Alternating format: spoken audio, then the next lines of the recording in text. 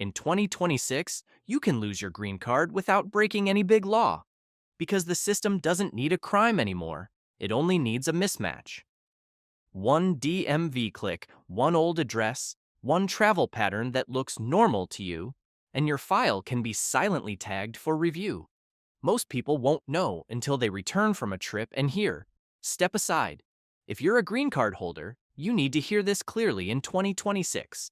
Most people think losing residency only happens after a serious crime or a big mistake.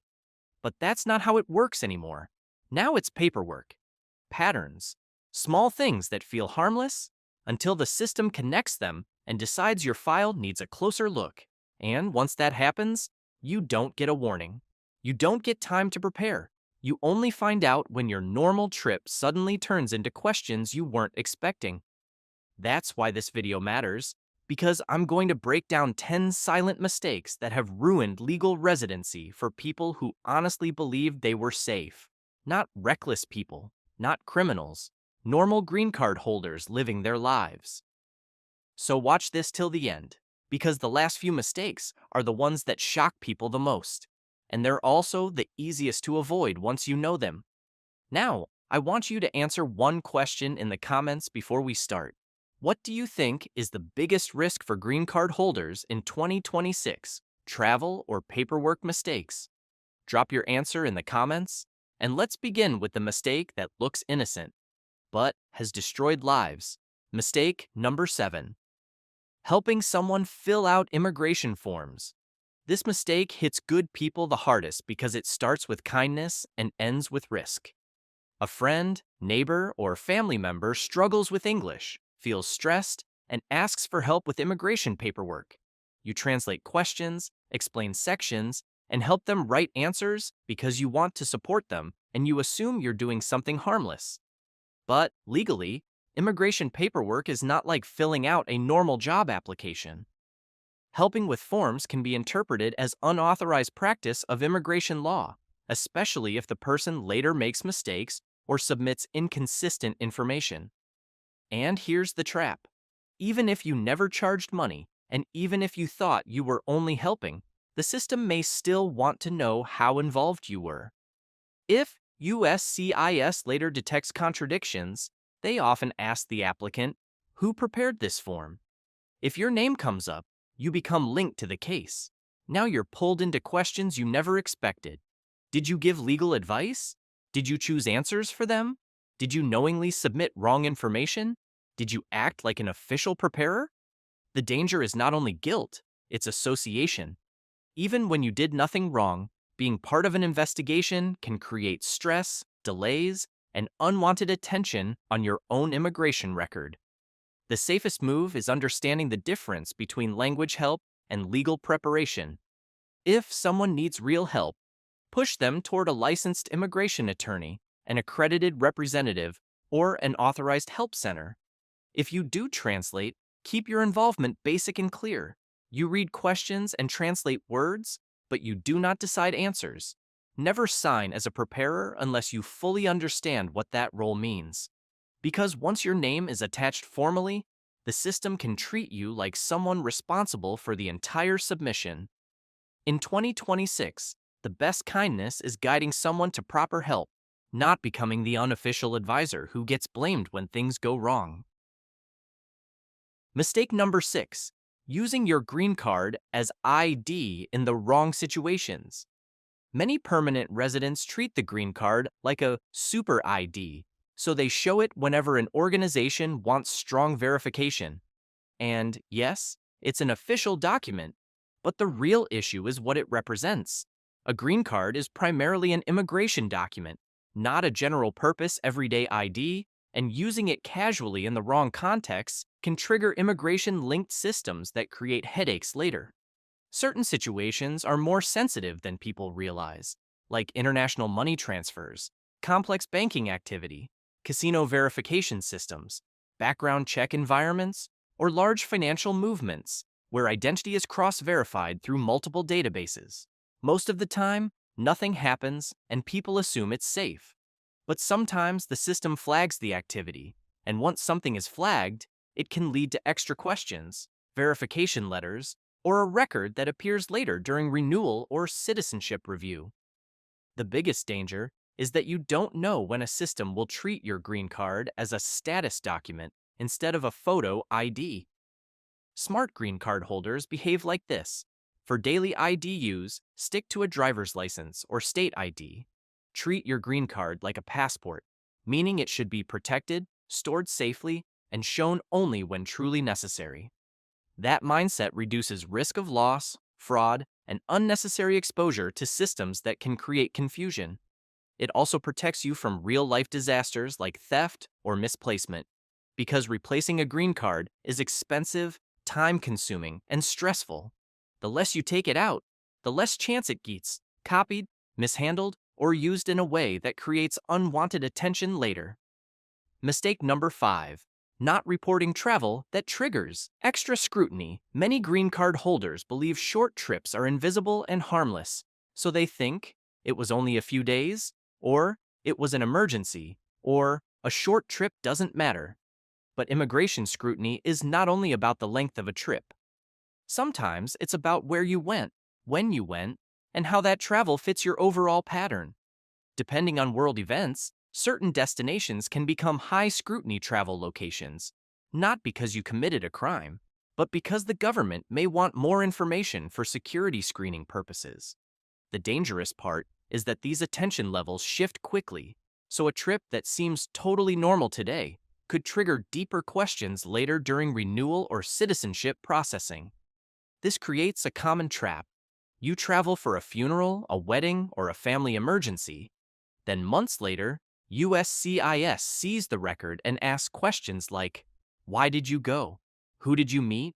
Where did you stay? What was the purpose? If you don't remember details clearly or you can't explain calmly, the process becomes slower and more stressful, not because you did something wrong, but because uncertainty makes officers suspicious. The safe move is simple but powerful. Keep a travel log. Save flight confirmations. Keep hotel records if relevant. Write down the purpose of the trip while it's still fresh. Never assume short means safe, because modern systems look at patterns and destinations, not just days. In 2026, organized people suffer less because they can answer quickly and consistently. Confused people get delayed, because delays are the system's way of investigating uncertainty. Mistake number 4. Not keeping real proof of continuous residence. A lot of permanent residents assume that living in America should be enough because their life is physically here. But immigration doesn't run on feelings or verbal explanations. It runs on proof. You don't just need to live in the US. You need to be able to prove you live here continuously with documents that leave a clear record trail. Strong proof USCIS respects includes a lease or mortgage in your name, utility bills under your name, consistent employment history, medical records in the U.S., children's school records, insurance policies, and regular banking activity tied to your local address. The trap happens when people live with family and nothing official is in their name. Bills are under someone else. No government mail arrives to them. No consistent trail connects them to the home. They may contribute cash, but cash leaves no proof. Then later, USCIS asks, how do you prove you live at this address? And the person has nothing strong. This doesn't mean they were lying, but the system can treat weak documentation like weak residency. The safe move is creating at least one official anchor in your name, even if you live with relatives. Put a utility bill under your name, get a lease agreement listing you, keep medical insurance documents mailed to that address, maintain bank statements that show that address, and make sure important institutions recognize your residence consistently. In 2026, this matters even more because automated systems compare your address history across records, and if your life looks unconfirmed on paper, it creates friction later. A stable paper trail is not paranoia. It's how you protect yourself when someone asks for proof years after you made the decision to live quietly with family. Mistake number 3. Working remotely for a foreign company long-term. This is one of the most modern problems green card holders face because remote work blurs the line between where you live and where your life is anchored. You can physically live in the United States, pay taxes, follow the rules, and still have your salary coming from a foreign company with a non-US employer. This doesn't automatically destroy your green card, but it can raise questions, especially during citizenship, because USCIS may look at your economic ties and ask, are your primary attachments to the United States or outside it? The trap is subtle. You might be doing everything legally, but your lifestyle can still look like your real professional life is abroad, while the US is just the place you stay. Immigration cares about whether the US is your true home base. If your job, your income, your professional future, and your long-term plans seem centered outside the US, that can create suspicion when combined with frequent travel or weak domestic proof.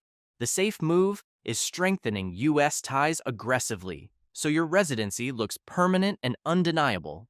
That means perfect tax compliance, strong proof of physical presence, stable housing documentation, U.S. banking activity, local insurance, medical care records in the U.S., and community-level connections that show your life actually operates here. The goal is not to hide remote work. The goal is to make your U.S. residence look real, stable, and permanent, even while income comes from abroad. In 2026, people who treat remote work as invisible are the ones who get shocked later. People who document their US-based lifestyle clearly are the ones who move through citizenship review with less stress. Mistake number 2, large inheritances or property abroad. That changes how you look. Receiving major assets abroad sounds like a blessing, but for permanent residents, it can quietly change how your profile looks to immigration. Imagine inheriting a house, land, multiple properties, or a large amount of money overseas. You report it properly, pay taxes correctly, and assume everything is clean. But USCIS may still interpret something deeper. Foreign property can represent strong ties outside the US, especially if it creates a reason for you to return permanently or spend long periods abroad managing it. This doesn't mean assets abroad automatically cause problems, because many permanent residents have them. The danger happens when those assets stack with other risk signals like frequent travel, family living abroad, remote foreign employment, or weak proof of residence in the US. Then the picture becomes suspicious, not because you did something illegal, but because the system sees a life that might be shifting outward. The safe move is being prepared, not scared. If you have major assets abroad, organize your documents early and be ready to explain clearly that your permanent life is still in the United States. Show U.S. housing stability, employment, taxes, and daily life ties. Keep records that prove your base is still here, even if you own something elsewhere. This is one of those situations where documentation matters more than people expect, because when questions appear, your ability to answer confidently and consistently can prevent unnecessary delays and stress. In 2026, the system doesn't just look at what you own, it looks at what your ownership suggests about where your real future might be. Mistake number 1, not understanding total time. Outside the US, this is the mistake that destroys the most green cards and citizenship cases, because it's misunderstood at the deepest level. People think the rules are only about one trip at a time, so they tell themselves, I never stayed out more than 6 months, and they feel safe. But immigration also looks at total accumulated time outside the United States over years. Even if every trip was individually legal, the combined pattern can still show that you were absent too much. This is how professionals get trapped, especially consultants, business travelers, and people with family obligations overseas. They travel repeatedly, always return, and never cross the obvious limits. But over several years, their total absence becomes significant. Then they apply for citizenship, and USCIS calculates the totals automatically. Suddenly, they hear something like, you were outside a large amount during this period, and they feel shocked because they assumed compliance meant each trip was short. In 2026, this becomes even more dangerous because travel records are easier to verify instantly. meaning you can't rely on memory, approximations, or vague explanations. The safe move is tracking every trip, not just long ones. Every exit and every entry, write it down, keep flight records, maintain your timeline like it could be questioned later, because it can. If you can explain your timeline clearly and prove your U.S. residence ties were strong during travel periods, you reduce risk. But if you cannot explain it, the system may assume the timeline means something negative. This is the most important habit of all, because it turns your travel history into a controlled story instead of a confusing pattern that someone else interprets for you. If you made it this far, you're already doing the one thing that protects green card holders the most in 2026. You're paying attention before the airport forces you to. Because the scary part about this year isn't a new law that everyone can see. It's the way the system works now. Quiet, automated, pattern-based, no warnings, no second chances, just a file that suddenly doesn't look safe anymore. And the worst part is, most people don't get in trouble for doing something criminal. They get in trouble for doing something that felt normal until the system decided it didn't match. So here's what I want you to do right now. Which mistake shocked you the most? Accidentally registering to vote. Missing the 10-day address update. Helping someone with immigration forms. Total time outside the U.S. or working and living in a way that looks temporary. Drop your answer in the comments in one sentence. I'm reading them all, and your answers decide the next video. And if you want the follow-up that can actually change how safe you feel while traveling, comment this exact phrase. Proof package. Because the next video will break down how smart green card holders build a simple paper trail that makes your life look stable, permanent, and undeniable. Now, one more thing. If you know even one green card holder who travels a lot, moves often, or thinks, "I'll fix it later," send them this video, not to scare them, to protect them. And if you want more videos like this that keep you safe before the system ever touches you, subscribe. Because 2026 isn't forgiving. It's fast, it's quiet, and it remembers everything. You don't lose your green card only by doing something illegal. Sometimes you lose it by doing something you thought was normal. Comment, subscribe, and I'll see you in the next video.